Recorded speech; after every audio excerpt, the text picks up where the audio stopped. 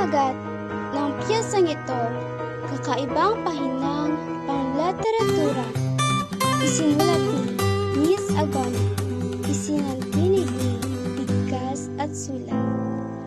Sa dami ng mga pahinang aking nakikita, na may mga patimpalak para sa mga manunulat. May kanya-kanyang tema at kategoryang laan. Bahala na akong mamili kung saan ako nababagay. Ako'y nagulat sa putahing inihain sa aking harapan, kakaiba sa lahat, ngunit hindi nag-alinlangan. Bago ang estilo, mga kombinasyong bago sa pangunawa ko, maging ang mga hamon ko dito at mekanismo. Pinag-isipan at hindi nagmumukhang biro sa pagkakaibang approach at ideyang hatid nito.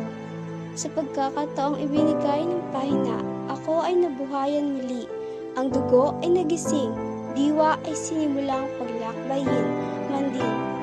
Ang may pakita ang aking kakayahan nang walang pag-alinlangan, ang maipalabas ang aking husay sa paghabi ng mga salita ng buong tapang. Tunay ngang biyaya ang isang pahinang ang hangarin ay lumawak, ang kaalaman at isipan ng kanyang kapwa manunulat. Walang sinisino, ang pagtingin ay pantay sa natunay. Ang layuning makatulong ay hindi mo pagdudahan. Sa isang tulad namin, pagkilala ay sadyang inaasam. Ang pahinang everlasting literatures ay sumisimbolong tunay sa malawak na panitikan at iba't ibang anggulo. Sa literaturang walang hanggan ay hindi matatawaran. Tunay ngang marapat na ikaw ay handugan ng isang tula.